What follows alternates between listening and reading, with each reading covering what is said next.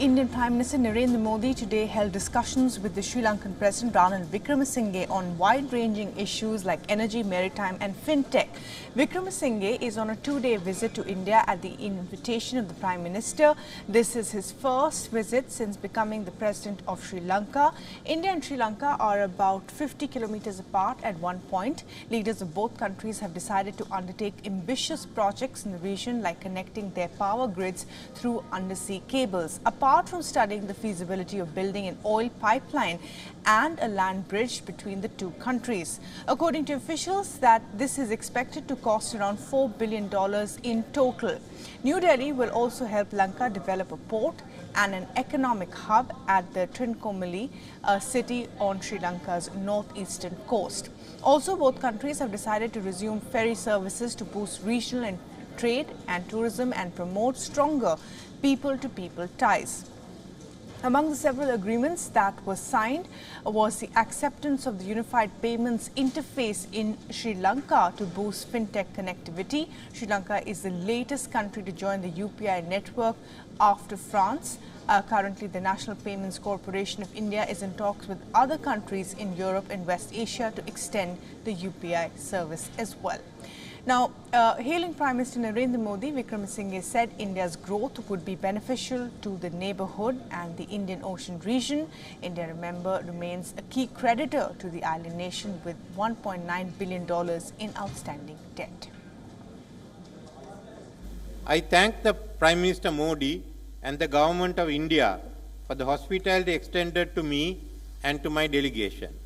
This morning, Prime Minister Modi and I had the occasion to review at length recent developments in our countries as well as in our bilateral relations. I have congratulated Prime Minister Modi on the great strides India continues to make under his leadership in economic, infrastructure and technological progress in ensuring growth and prosperity to the people of India. And for more on this, we are now being joined by WION's principal diplomatic correspondent, Siddhant Sibal. And Siddhant, a major part of the focus of this visit was in strengthening maritime ties and interests in the Indian Ocean region, as well as providing the right boost to the Lankan economy through agreements like in the fintech sector. Talk to us about what has been put on paper.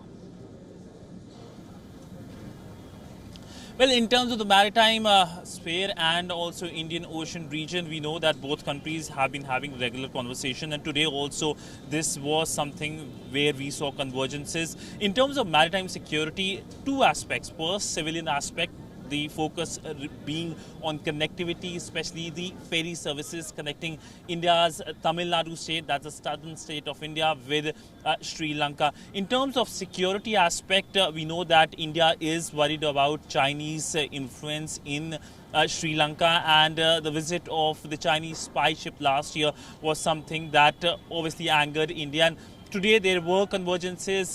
The question was raised by reporters during the briefing by the Foreign Secretary, in which the Foreign Secretary said that it is natural that this is something that was part of the conversation. Now, in terms of the economic support, India has provided support of $4 billion and nudged the IMF as well in terms of the IMF bailout. And we saw how the Sri Lankan president was very grateful publicly when it comes to the press statement as well to Indian side, to the Indian Prime Minister. Now, in terms of the deliverables, two key things happened today. First, of course, the UPI aspect, the MOU being announced. Now, this will help the Indian tourists traveling to Sri Lanka, and the Sri Lankans want Indian tourists. That will help their economy. The second, of course, usage of the Indian currency rupee in Sri Lanka. Now, this has been something that has happened in past few months, and this is something that has seen trading as well happening in the Indian rupee. The focus, of course, will be how the Indian private sector goes into Sri Lanka and invests in Indian rupee, something that will benefit the Sri Lankan side. Right, Siddhant, thanks very much indeed for joining us at the very latest on that two-day visit of the Sri Lankan president to India.